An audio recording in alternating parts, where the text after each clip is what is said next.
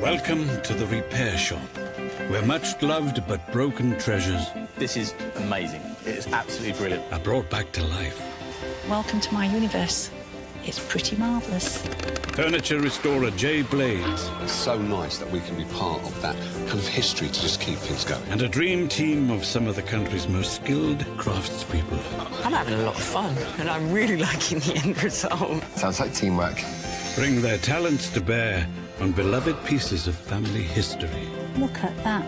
I'm liking what I see. Yes. This working? Your beauty. Utilising expertise passed down the generations. I'm going to teach you how to do it your fashion. All right. Transforming priceless pieces of family history. Oh, my goodness me. The repair shop team will resurrect the items. Oh, gosh. The memories. I'm going to have to hug you. And the stories behind them. Oh, look at that. Oh, thank you so much. Can't see it because the tears in my eyes. This is a very emotional job to do, but incredibly worthwhile.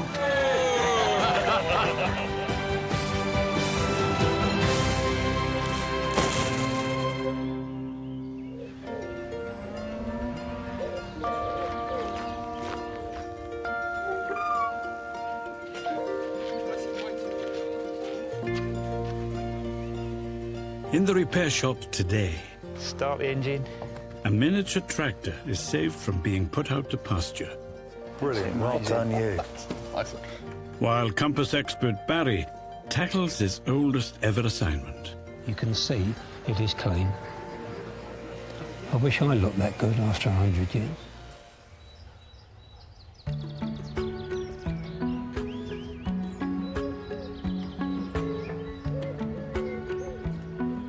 Today's first hopeful visitors are Sandy and Stephen Richards from Cornwall. They've brought along a very fragile keepsake for the attention of ceramics expert Kirsten Ramsay. Hello. Hello. Hi. Hi, I'm Jay. Hello, nice to meet you. I'm Sandy. All right, Sandy. Hi, Sandy. How are we doing? So what have we got in the box? It's my mum's plate. It has her photograph on it. My father had this made for my mother many years ago. Right, may I take it? Yes. Have a look. Yes. This is your mum? This is my mum, Yeah, Catherine. Catherine. Known as Cathy. It's obviously been in the wars. Yes, it has. My mother and father, they were immigrants from Ireland, Right. and they came over to London, Stoke Newington. We lived in a street where there were many different nationalities, and Mum became quite the matriarch of the road. What road in Stonehenge? It was Allen Road in Stoke Newington. I lived on Lonsborough Road. Did you? So did I. I lived on Lonsborough Road, number 49. Well, I was 32, man. You were neighbours. So we must have been neighbours at some point. So when was that? You lived I there? would have been in Stoke Newington in the 80s. 80s, Is it? yeah. Seriously? Yes. That's when I was there. Yes. From the 70s up to the... Yeah, 70s to 80s. Those roads, those people, they're best times I had. Yeah, they ever. were, yeah. And I remember the elders as well, so your mum would have been one of those. Yes. They looked after everybody. Yes, that's Even right. if you weren't related, whether you was different race and all Yes, that. It was it was like, very that's my close. uncle. Yeah. It was a proper days then. Yeah, they were, weren't they? Yeah. Do you know where your dad bought this or when he bought it? No idea, no. My father had it made for her. It was a token of his love because he said she had the most beautiful face and high cheekbones. And as a child, I only know it's as broken. Oh, really? But obviously has some sentimental value because you've kept it for quite a long time. Yes. In its broken like state that, as well. yeah. Yes. She had a stroke and she lost her sight and she couldn't walk and she couldn't feed herself. So I spent a lot of time with her and I gave up my job and I continued to care for Mum up until 5 weeks ago when she passed away. Oh. Yeah, so... and that's how I want to remember her. And not the person that she looked before she died. Oh, OK. And Sandy and Cathy had such a wonderful relationship. They were like best friends. Wonderful. Nice. Yeah. The more I've looked at it, the more I just feel I would love to have that on the wall or on my shelf so I could look at it every day and remember her. Do you know who fixed this then? Because obviously it was broken and then someone's put it back together. Although I don't think anyone would own up to it, to be honest. No one. Yeah. It's a shame you know, the breaks go right through her face. It looked like at some point the lips have actually been sort of retouched. It might well have had some more colour originally. It's black and white, but actually her hair was dark and her eyes were electric blue. Oh, really? So she was a very stunning lady. She had really Irish blue eyes, as they say. Oh, yeah. I mean, she sounds like an amazing woman, and we will take great care of it because it's obviously incredibly precious. I will do the best job that I can. I'm not expecting miracles, really not. Yeah, no. Thank you for bringing it in. Thank you. Thank you. Okay, bye-bye. I've spent many years just putting my finger across her face, and especially in the last few weeks, I just feel really attached to it. So just to be able to see the photograph just slightly clearer without that crack running all the way through would be amazing. I think it's a real challenge, but I'm really hopeful. If anybody can fix it, it's Kirsten. She's from my neck of the woods. I know. Special. That's a small world. I know. But there's a lot of things wrong with this then, really, isn't there? My initial concern is the photograph, looking at the sort of damage that's on it already. That's quite unstable. I'm going to have to try and get that apart without damaging the print. It's a small plate, but there's a lot involved, actually. Have you done one of these before, then? No. OK. No. So it sounds like you've got your work cut out. I have, yeah. Yeah. All right, good I'll luck. make a start, thank you. This is actually, it's kind of filling me with fear a little bit because it's actually going to be quite tricky, so it's quite daunting because I have to take it apart to actually clean it. I don't want to disturb or lose any of the photographic image of Kathy. I think this is probably just plaster, a little bit of animal glue, but I think that these bits are just going to pick off. I've also got all this sort of damage around here that someone's tried to restore. I really don't know what. This is almost like rubber. See, this just bends. Yeah, that's just going to come away now. There is going to be some trial and error, but this holds so much emotion for Sandy, I'm going to have to proceed quite carefully.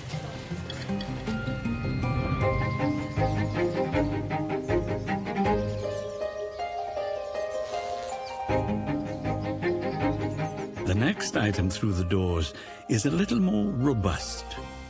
Nicola Clemo and her niece Emily are hoping mechanically minded David Burville can help restore an heirloom that travelled the globe with Nicola's father. Hello. Hello there. Hi, I'm Steve. I'm David. Hi. I'm Nicola.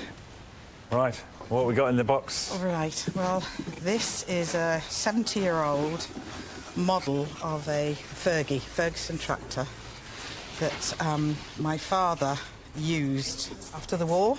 The box itself makes the tracks. If you pull... Yes, that's it. Oh. Yes. Right, it's not just a box. It's not just a box, no. This was the Ferguson tractor and used for... Well, we think, as a demonstrator, when my father first went over to Africa... Right. He took this as a salesman for Ferguson tractors to take out to farmers to show them how these new ploughs worked, because at the time, apparently, these ploughs were revolutionary new ploughs. Right, so this is the demonstrator? Yes. This isn't a toy at all? No, it's definitely not a toy. So, because obviously your father couldn't drive around with a tractor to demonstrate it, so... No, we have got some photographs of my father on a tractor, on a Fergie, taking it off an aeroplane. He always talked about being the first person to take a Fergie over to Africa. Right. My father would have only been 22. I mean, the idea now doing something like that when you're only 22, and my mum was a couple of years old, she was 24, but to then go and live in the bush would have been absolutely amazing. And I think they were going into the unknown. For them to go out there, I think, was very, very brave. Yeah. Well, even nowadays, at the age of 22 and 24, it would be. So back then, you can't really imagine what it was like for them. It was quite an adventure, really. Yeah. To have this, something that he loved and something that he worked with on such an adventure, you know, we've all got an emotional attachment to this because it does take us back to... And both our grandparents, you know, it's not just Bill, it's Joy as well, because they went on the adventure together. Yeah. It's really important to all of us, for sure. He was quite a larger-than-life character, and this in many respects, represents something that he loves so much. Yeah. That it's brought him to life as far as the grandchildren are concerned, because they did miss out not knowing their grandfather. So this gives that sort of connection. So, obviously, the tractor is fairly well worn and it's seen better days, but what would you like us to do with it? I think that the main thing for us is to see if the wind-up mechanism, which it refers to in the box, there's a label saying wind-up tractor, if you can get that wind-up to work again and to be red and shiny again. Yeah. And it would be good to put the seat back on. Yes. It's a lovely little red seat. A bit uncomfortable, don't they? Yeah, yes. So, what do you think then, David? I think we've got our work cut out, but I think it's possible. Yeah. OK, thank you very much for bringing this in. You'd be delighted. Thank you. Very much. Lovely to meet you. Take care.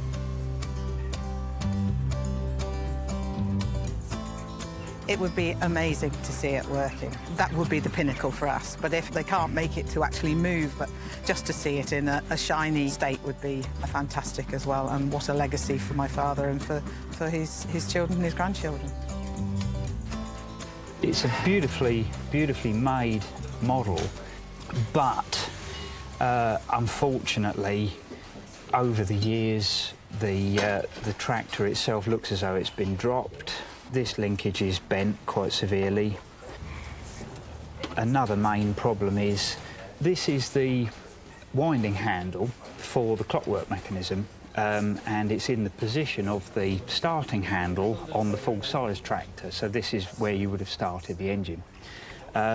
What this does is this winds a long coiled spring, which is effectively the drive shaft to the rear axle.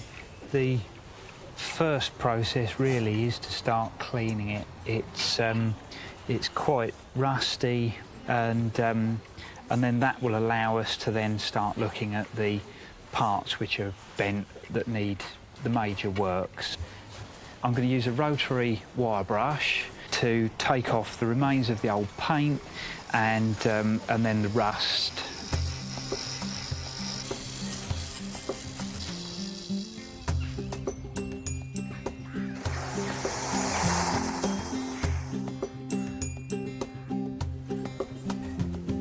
Having separated most of the old repairs on the cherished decorative plate, Kirsten's about to tackle the join that goes right across the middle. I need to get this apart. It's really unfortunate that the damage has actually been sustained through Kathy's face. I'm going to proceed really, really carefully because obviously there's so much sort of emotion tied up in this piece and I just don't want to do any sort of damage.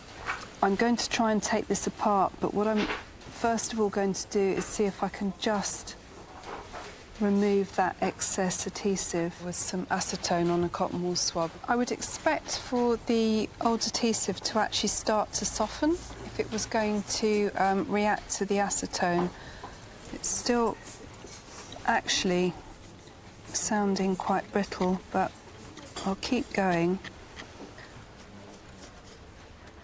I'm actually going to see if I can ease the pieces apart. This is actually quite exciting. The first stage appears to be happening. Oh, actually, look at that, goodness, right before my eyes. I have success. So these other pieces here are actually going to be a bit more tricky because they are much tighter together.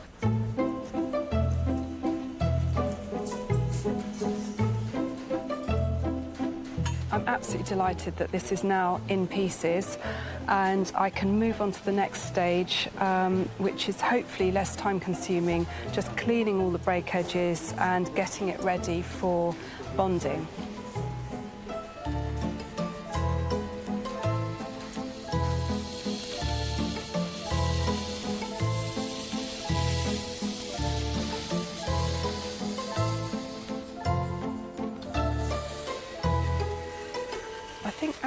This has come up really beautifully, so I'm actually quite looking forward to getting it back together and starting to see Kathy's face coming back. So there's something slightly stopping that from going together. So it might be that I've actually just missed a tiny bit of adhesive. I'm just going to have a close look. So it seems really pernickety, but there is something stopping that from going together beautifully. There is no point just thinking, that'll do. I need to get that better. It's amazing, actually. You think, oh, you'd be able to see something with your eyes, but actually your fingertips are so sensitive. You put something together and you can almost feel that actually it just isn't quite right, which is why I don't like wearing gloves when I'm working, because you need that sensitivity with your fingertips. I think I felt something actually just down here coming off. Right, let's see if this goes together better now. Yeah, it's fine. That's good. Yeah, I'm happy with that. Right, ready to get sticking. So yeah, this is really fiddly. This is kind of almost hold your breath territory. There we go. It's a really nice feeling when you actually get all the pieces together and there's a kind of a locking feeling where everything aligns and suddenly this sort of very fragile sort of piece of ceramic suddenly regains its strength. It becomes whole and it becomes strong, and it's a really nice sensation. And this will just slide down into the joins.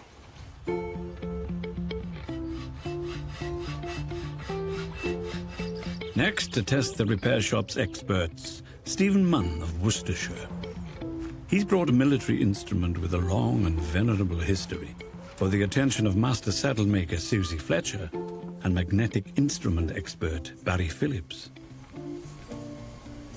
Hello, I'm Susie. Hello, I'm Stephen. Lovely to meet you. Stephen, I'm Barrett. Nice to meet you, Barry. So what have you brought into the repair shop today? I have brought my 1970 World War I Army compass, originally issued to a gentleman called Captain Catamol of the Royal Field Artillery. Okay. Which has a few faults on it, but is a thing of, to me, a thing of great beauty. Yeah. So, Stephen, 1917, how did it come to you? Well, this was given to me by a gentleman called, well, I only know him as Mr. Mason. I never found out his first name. But he was a captain in the Royal Engineers in World War II. And he taught me surveying in 1973. And we were talking about hill walking and climbing and hiking. And he came in the next day and he handed me this. And he said, well, I'm on a bound to give this to somebody who interested in hill walking, because that was how he received it. He was giving it to a Captain Catamol, which means, in turn, I'm on a bound to pass it on to somebody else. I hate, if a piece of equipment can still be functional and it's got to be used, it should be used. Can I have a look at it? Oh, yes, please. Thank you. What do you actually want us to do to this? Well, this, it should stay up when you put it up. Four bearings, that's right. So you can take a sighting.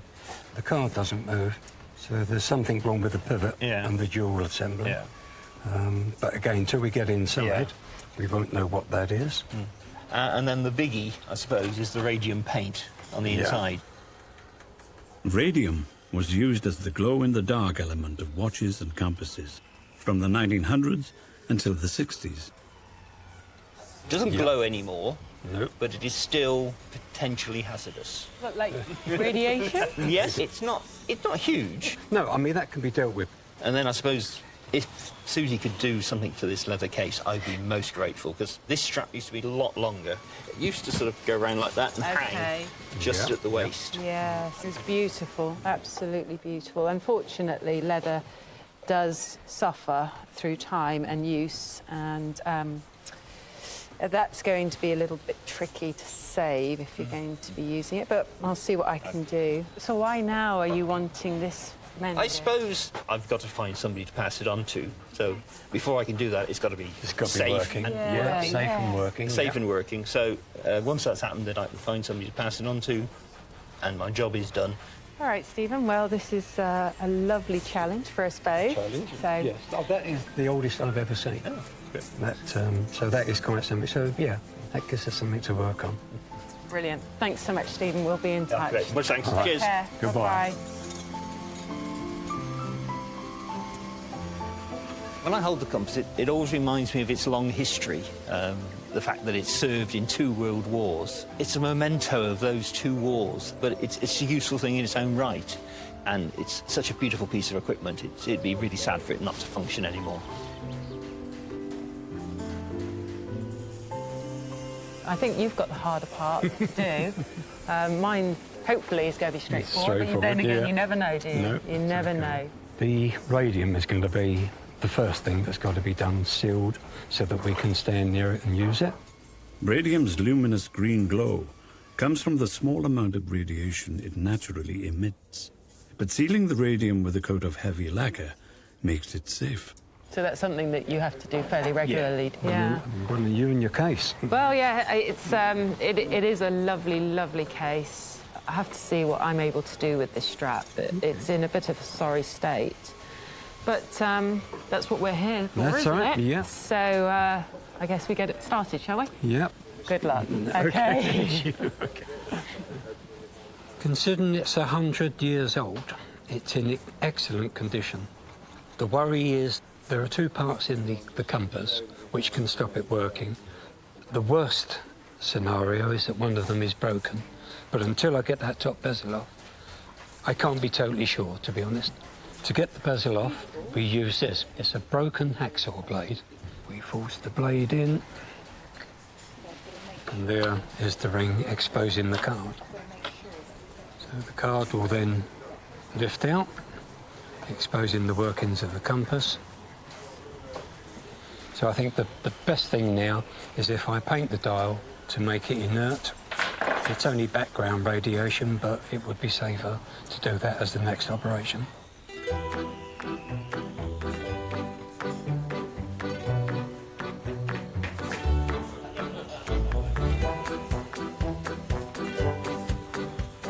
David is also well on track with his restoration. Having cleaned up the demonstration model tractor, he can attend to repairs, beginning with the little seat. It's just taken, it's still got the original solder on it, so it was only a case of heating it up and just making sure that it's sitting in the right place. So now we've got the seat attached, and the next thing which was missing was the starting handle on the front of the tractor.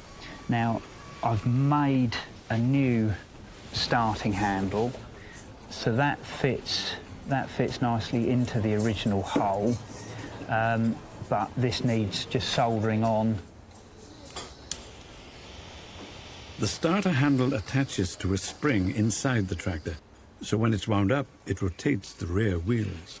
Nicola's father would have been turning the original handle and winding this tractor up to demonstrate it to the farmers out in Africa. It's quite a nice feeling to be holding that and imagining how many tractors did this little model actually sell. Hopefully the family are going to really appreciate that and that connection with it. This starter mechanism isn't the only moving part of the tractor which needs David's attention. So at some point the model has been dropped, and unfortunately it's bent some of the linkages which hold the plough. So what I'm going to do now is just very gently straighten out these linkages. It's always a tense moment when you're bending something back of this age, because it's difficult to actually see if it's starting to fracture. That will now sit nice and even both sides. I'm happy with that now.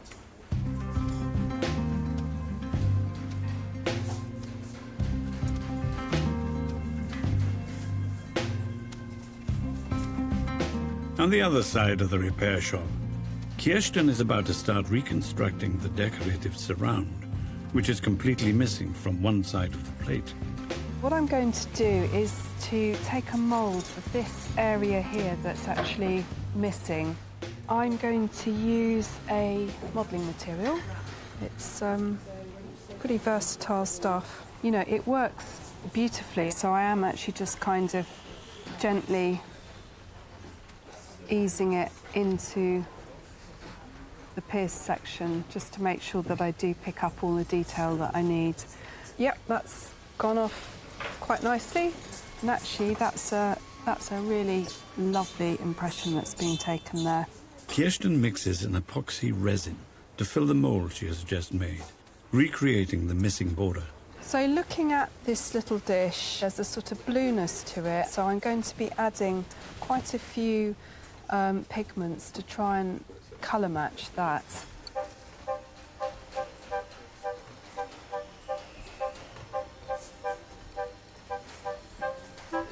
So I'm going to introduce it. This is a really nice part, actually. Now I've got the colour, actually sort of pressing it into the mould. It's quite satisfying. It's a really nice sort of material to work with. Won't really know how this is until I actually remove the mould. So, fingers crossed.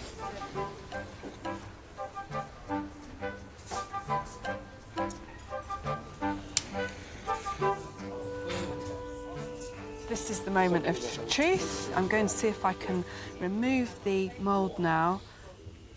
That looks okay, actually. It's really nice to see this whole again. So I think it's going to be quite a transformation for Sandy to actually see this piece replaced. I mean, she will never have seen that in her living memory, I don't think. So, yeah, really relieved and quite happy.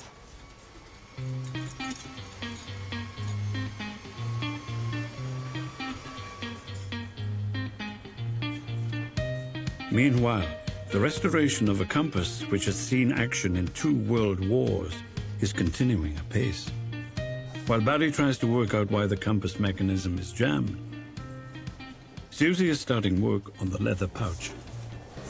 I'm getting ready to make the strap and cut my 2 strips off. When we cut leather, it creates a very sharp edge. The top and the sides, that edge is very, very sharp. So I use what we call an edge tool. It creates just a lovely little round to that edge. It's a process that actually adds that finishing touch. Having prized the compass open, Barry must now meticulously dismantle and examine every tiny component. You've got 100 years of wear, and there must be something in there that could stop. We call it friction. It's when the card doesn't return to a given site. The card is the circular rotating section of the compass, which points north. This often gets clogged with dust and grime, so Barry needs to clean the tiny elements. It's just a simple piece of bamboo, but all you literally do is wind it down, push it right down, take it off. When you look at the pin, you can see it is clean. I wish I looked that good after 100 years. When Stephen brought the compass in, this bearing ring, which is the main part of this compass, was stuck. The significance of this is that you set this to the bearing that you want to walk, and you know that you're not varying from that line. So this is the most important part. This has to work. I don't think it's rotated for a long time. I'm scraping the bezel, which is brass, just to make sure that there's no burr which could have been causing the degree ring not to move.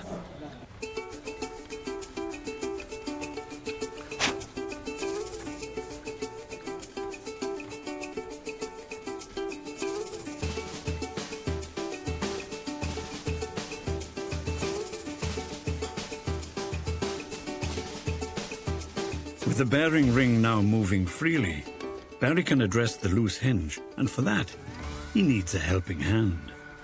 Stephen, I don't know if you can help me with this. God, it's lovely, isn't it? It is a very nice instrument. That is a tapered pin. Yeah. And it's already beginning to get loose. Yeah. Do you have a stock pin that might be that size? Yeah, I've got plenty of brass. All right, let's see if that does it.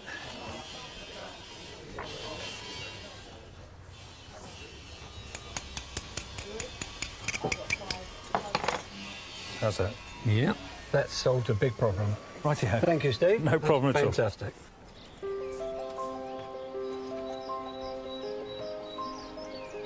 More metal magic as David's about to perk up the paintwork on the 70-year-old model tractor. The grey colour has gone on really nicely. The wheel arches, the seat and the bonnet are then going to be sprayed red.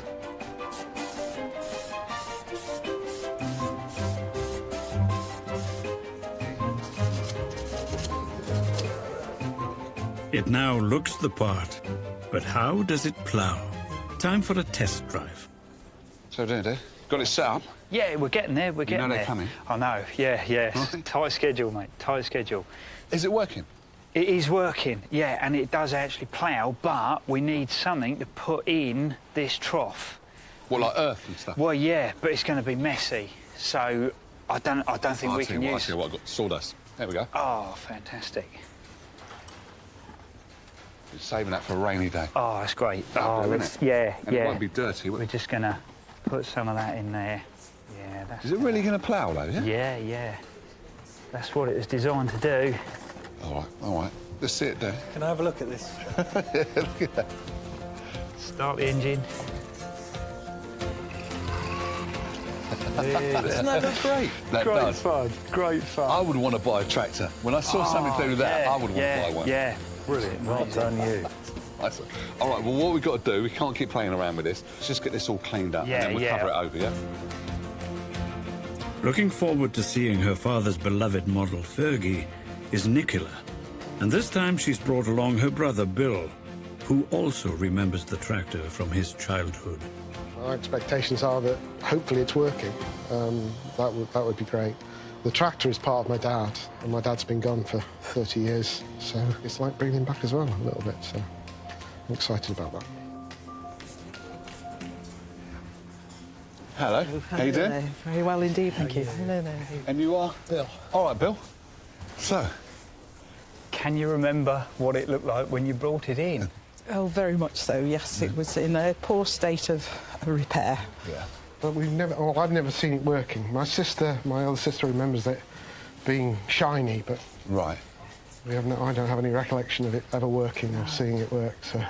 Well, what we'll do, we'll let you see it. Okay. And then see if we've got it. See if you like it. Okay. Ready? Yeah.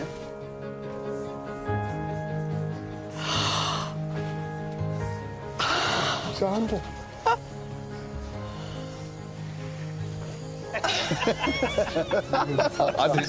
I didn't do anything. Smartened it up a little bit. Oh, yes, you have. Yeah. So... You want to see it working? Does it? Well, the question is, does it work? Well, when you wind him up, you've got to lift the back wheels off the track, and then basically you just let it go. So, 3, 2, 1. Oh, look at that. That's quality, isn't it? It's just... Absolutely fantastic. All your Christmases in one. I'm sure when your dad was given that from the company, he must have had fun with it. He must have. I'm sure it would have been, They don't give you things like that to work with anymore. So you think your dad would recognise it? Oh, gosh. He would be over the moon with that. He would be absolutely over the moon. Yeah. We've certainly had a lot of fun with it. You know, it's been a great project. We'll get it all packed up and then it can be off ploughing. Yeah. All right. So, fantastic. It's a bit of legacy for the grandchildren that is a story that not many people can say, that my granddad took tractors into Africa 70 years ago. Their story is such a historical one that our children will be able to take forward as well.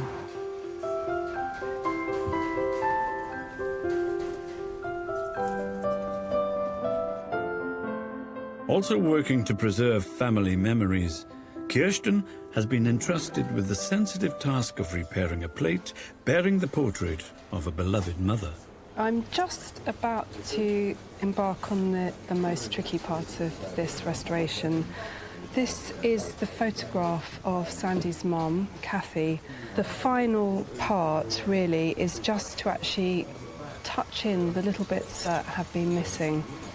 This is a much-loved mother to Sandy, and you know, obviously it's a face that she's really, really familiar with, and, you know, you kind of just sort of stipple it in, but you get like a little bit too dark or a little bit too light, and all of a sudden the kind of face looks quite creepy or sinister, and it's not going to look like the loved one that Sandy is going to remember. It's also a recent loss, so I'm quite scared to actually do this and get it wrong. So I'm gonna make a suggestion of what should be there, and I'm hoping that that will be right.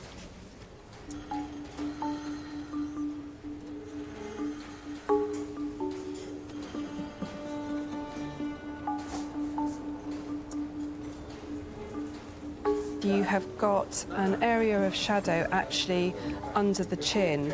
If I go to actually put that detail in, it's going to look like a beard. So I'm going to leave that well alone, and I'm just going to really go for the detail around the eyes. So here.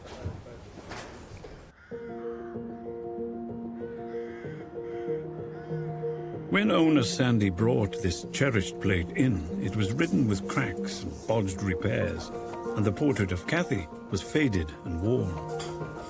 Now, after hours of meticulous work, it's been given a new lease of life. And Sandy and her husband Stephen have arrived to see Kirsten's restoration for themselves. The last couple of years have been very difficult. It's painful to watch your mum deteriorate. It was a very painful time for me, but she would want me to keep going, and the plate reminds me that I need to keep going. Good to see you again. Likewise. It is, Steve. Hello, You all right? Yeah, hi. Come on over. It's lovely to see you. And you too. I've been excited all day. So, yeah, we're here, we're ready. Fantastic. All right.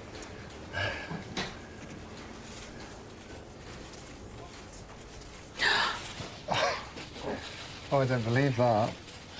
Goodness. Wow. How have you managed to do that? Why? Oh, all that Kirsten, work. That is so much work. I'm just so grateful. Thank you so much. It's such a tribute to my mum and dad. That's amazing. Wow. To see it like this, my mum and dad will be smiling down on you. Oh, thank you. That's Thank really you so lovely. It's amazing. I'm so grateful. I will cherish this for forever. That's how my mum used to look. So That's what I wanted to hear. Because only you could tell us what Mum would look like. yeah, it will help me forget what she looked like when she was passing away. Yeah. Thank you. It's beautiful. Really far away, but I want to give you a hug. Go on, really. get round there. It's like... Thank you, Kirsten, for everything. You're so welcome. It's just so much.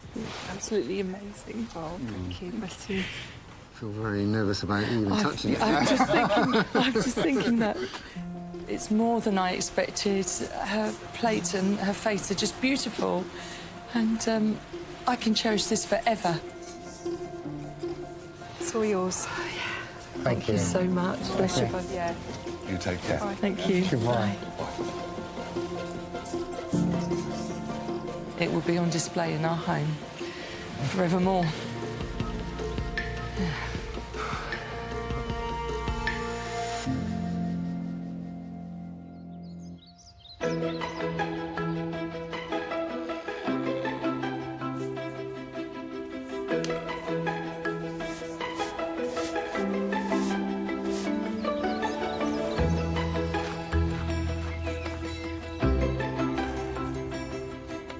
Morning. You all right? Yep. Bright and early, and Susie is eager to get going on the leather pouch for the compass, handed down through 2 generations of soldiers. This is a little bit of a tricky job I've got to do on Stephen's compass case. This stitching on this strap that closes the case together has gone. It needs to be replaced. Problem is, I can't get my fingers inside the case to pull the needles through. I came up with an old method I used to use on horse harness, and I think it's going to work. So I've got my thread waxed and I've got one needle on it. And I've got some very, very fine fishing line here. I've created a loop. Now I'm going to push it through that hole. With my thread that doesn't have the needle on, I'm going to start pulling that nylon thread. Now I can remove that fishing line, pull this all the way through. So that's creating a locking stitch. So now I just need to go ahead and repeat that process 12 times. Susie's got some work to do, but her collaborator Barry is almost done with his half of the assignment. When he brought the compass in, the card wasn't moving. I think it was probably something to do with dirt on the pivot or the sapphire. That's been done. I'm going to put the card back in, and you'll see that it's swinging absolutely freely. That is very good. I'm very happy with the way it's gone. We've done the radium. That is now totally inert. I think he'll be very happy with what we've done.